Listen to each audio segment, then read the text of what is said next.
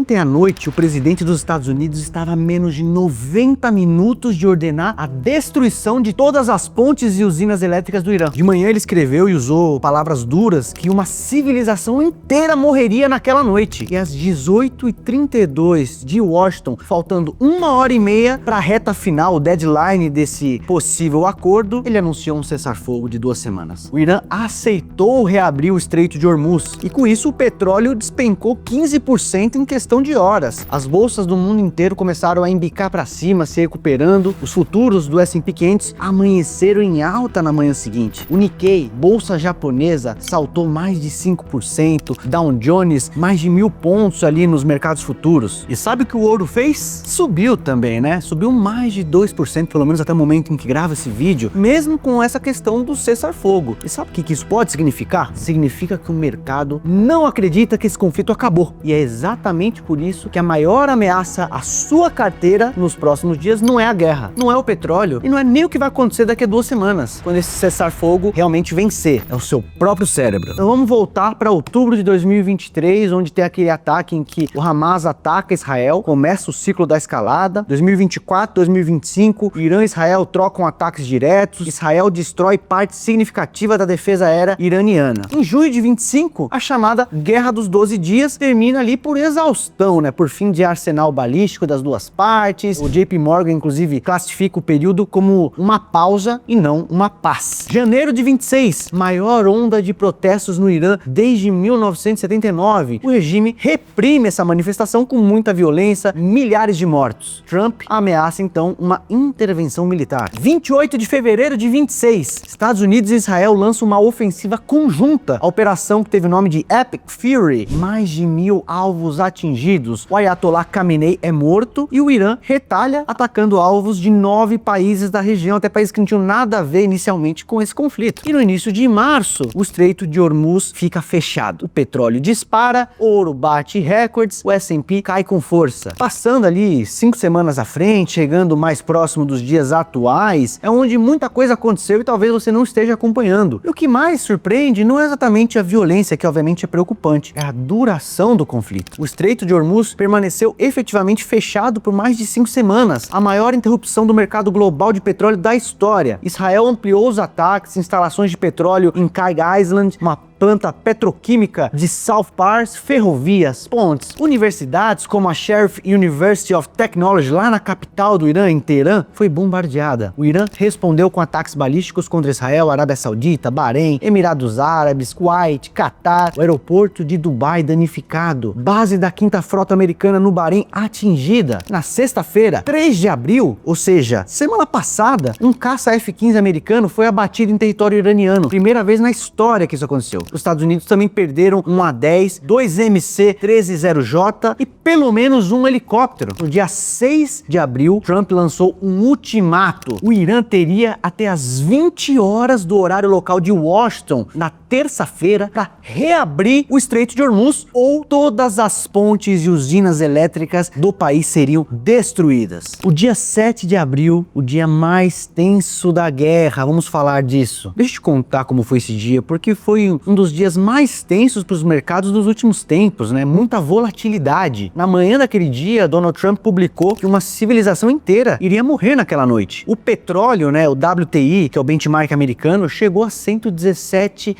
o barril no intraday. O Irã corta a diplomacia direta. O jornal The New York Times e o The Wall Street Journal reportaram que as negociações pararam de vez. Novos ataques americanos atingem o Irã. Kharg Island, que é o principal hub de exportação de petróleo do Irã. De tarde, o Paquistão entra como um mediador de última hora. E o primeiro-ministro Shehbaz Sharif pede 2 semanas de extensão a Trump e pede ao Irã que reabra o Estreito de Hormuz como um gesto de boa vontade. No Congresso americano, democratas já articulam com os republicanos uma resolução para limitar os poderes de guerra que Donald Trump tem nesse momento. A ex-aliada Marjorie Taylor Greene pediu a remoção do Donald Trump via a 25ª emenda, ou seja, rolando até quase um boato ali de impeachment, talvez, ou de limitação dos poderes políticos de Donald Trump. E aí, às 18h32 do horário de Washington, que era aproximadamente 19h32 no horário de Brasília, faltando 88 minutos para esse prazo final para o Irã aceitar ou não as condições impostas pelos Estados Unidos, Donald Trump postou em sua rede social, na Truth Social, a gente sabe que ele não utiliza mais o antigo Twitter, o X, e aceita o cessar-fogo de 2 semanas, condicionado à reabertura imediata do Estreito de Hormuz. O Irã aceita minutos depois. O chanceler iraniano confirmou: se os ataques pararem, o Irã cessa as operações e permite a passagem segura pelo Estreito de Hormuz por 2 semanas. Tudo coordenado com as Forças Armadas iranianas. Já tem negociações presenciais marcadas para sexta-feira, dia 10 de abril. E depois desse alívio em relação ao Estreito de Hormuz e esse conflito geopolítico, os mercados, de certa forma, se animam. Petróleo teve a queda mais brusca em 6 anos, num curto espaço de tempo, né? Os futuros do Brent ali, que é o benchmark europeu para o petróleo, caiu cerca de 14%, ficando num patamar ali próximo de $94 o barril. O benchmark americano, que é o petróleo WTI, caiu mais de 16% também, na faixa de $94, $95 o barril. Horas antes, o WTI tinha batido 117, como eu já falei para vocês. Mas, e esse é o mais importante, o petróleo ainda está cerca de 25% acima dos níveis pré-guerra. E a EIA, que é a Agência de Energia Americana, já avisou: mesmo com esse cessar-fogo, a produção do Oriente Médio não volta ao normal até o fim de 2026. Nunca vimos o Estreito de Hormuz fechar e nunca vimos ele reabrir, obviamente, né? Ninguém sabe como isso funciona na prática. O bolso do americano, né, tá doendo nesse momento. A gasolina americana está acima de $4 o galão e antes da guerra estava em 2,98, ou seja, uma alta de quase 40%. E o analista da GasBuddy, uma empresa especializada em preços de commodities energéticas, já alertou: o cessar-fogo de 2 semanas provavelmente significa mais 2 semanas de normalidade, né, status quo no Hormuz, com quase nada passando de verdade. A gasolina não deve cair imediatamente, talvez nem na semana que vem. E pro Trump, isso é uma pressão política real, porque a popularidade dele já estava cedendo. Agora ele precisa mostrar resultados concretos em 14 dias. Ainda mais se a gente colocar em contexto que este ano a gente tem as midterms elections, que são as eleições das casas americanas, né, o Congresso e o Senado. Então, se o Donald Trump perde o controle de uma dessas casas, ele pode perder também esse poder político de implementar as suas ideias mais adiante. Vamos falar um pouquinho de bolsa americana. O S&P finalmente reagiu, né? Deu ali algum ar de alegria. Nas 5 semanas de guerra, o S&P tinha caído cerca de 7,5%, né? 7,5% de queda, né? Com o Estreito de Hormuz fechado, sendo uma ameaça inflacionária, porque o petróleo passou dos $110 o barril, há aviões americanos abatidos, os grandes investidores institucionais não se renderam. Mas como que tá a situação agora? A gente vê uma certa reação. Os futuros do S&P já subiram mais de 2,5% no after hours, né? O aftermarket depois que tem o fechamento oficial. Na Ásia também a gente viu uma recuperação. Os futuros do Nikkei saltando mais de 5%, a bolsa coreana quase 7%, bolsa alemã quase 5%. Mas se lembre, mesmo com essa recuperação, o S&P ainda está abaixo da sua máxima histórica. Então a gente pode dizer que não é uma recuperação total, é um alívio momentâneo. E o ouro, que a gente comentou aqui, o sinal que a gente olha para ver momentos de aversão a risco no mundo. O ouro subiu 2,5%, um pouco mais, um pouco menos ali, para perto de $4.800 a onça. Em cenários normais de uma desescalada, né, de um alívio de conflito, o ouro tenderia a cair. Ele é um ativo que reage ali em momentos de medo, de aversão a risco. Quando o medo diminui, a gente deveria esperar uma correção, ainda mais levando em conta a grande valorização que o ouro já teve até aqui, principalmente desde a invasão da Rússia à Ucrânia. Mas ele não recuou, ele subiu depois desse movimento. O que isso nos diz? Que os investidores mais sofisticados do mundo estão, de certa forma, ali comemorando com uma mão e se protegendo com a outra. Eles não acreditam que esse conflito tenha acabado. Esse cessar-fogo de 2 semanas, ele não é uma paz definitiva, é uma pausa de um conflito que deve continuar. Falando de dólar e tesouro americano, a gente teve sinais mistos, a gente teve um certo enfraquecimento do dólar. Vamos lembrar que quando o conflito começou, o dólar se fortaleceu e com um certo alívio. É normal a gente ver a normalização disso. Durante a guerra, o dólar foi esse porto seguro ainda, ganhando força frente a outras moedas. Com essa desescalada, parte desse fluxo saiu dos Estados Unidos. O juro das treasuries americanas de 10 anos caíram para a faixa mais ou menos ali de 4,5% em dólar ao ano. E para nós, investidores brasileiros, a mensagem que fica é a importância de ter exposição a ativos dolarizados. Essa importância não diminuiu. Ela ficou, de certa forma, mais barata por alguns dias. Vamos falar aqui um pouco de contexto histórico, né? 80 anos de história de conflitos geopolíticos. Tem um estudo feito pelo JP Morgan que eles olharam para os últimos 80 anos de eventos geopolíticos. Guerras, invasões, a guerra da Coreia, crise dos mísseis em Cuba, Cuba, crises do petróleo, e a conclusão que eles tiveram é que na maioria absoluta dos casos, cerca de 3 meses depois do início do conflito, o mercado praticamente já tinha esquecido que o conflito sequer aconteceu. A gente já via uma normalização desses retornos. E 12 meses depois do início, a gente via ali os mercados até em patamares mais altos. E isso faz um certo sentido, né? Pensa ali que a gente está falando, obviamente, de riscos inflacionários, risco de um juro mais alto, né? Mas se o conflito ele se dissipa rápido, que efeito ele teve de maneira estrutural nos projetos inovadores de uma Tesla, de uma Meta, da Nvidia, das grandes empresas? Então, se você tira esse grande evento de incerteza da mesa, rapidamente os preços tendem a se normalizar e o mercado passa a olhar para o futuro. Então, não estou dizendo que você não deve se proteger e que daqui a 2 meses já tá tudo normal, né? Nem sempre a história se repete igualzinha, mas o que eu estou dizendo é que a história financeira desses vários conflitos importantes e duros sinalizaram uma coisa, que muitos investidores que destruíram patrimônio durante crises geopolíticas não destruíram necessariamente pela crise em si, destruíram pelas próprias reações às crises. Tem até uma frase famosa de que mais dinheiro foi perdido por investidores tentando escapar de crises do que na própria crise em si. O que eu quero dizer com isso? Na crise, os preços caem ali muitas vezes, e você quer reagir, e aí perde uma recuperação que às vezes acontece. Então por isso que é bonito o pensamento de que a gente vai conseguir agir taticamente, mas na prática é extremamente difícil. Então tentar reagir durante uma crise pode te fazer ter perdas profundas que você não vai recuperar mais adiante. E o S&P caiu apenas 7,5% em 5 semanas de guerra. Os grandes investidores institucionais, os mesmos que já viveram as crises 2001, 2008, 2020, sabem dessa história. E por isso que não houve aquela chamada capitulação. Muitos continuaram com as suas estratégias. E por isso que esse rally de alívio veio tão rápido. Eu vou te falar dos 3 erros que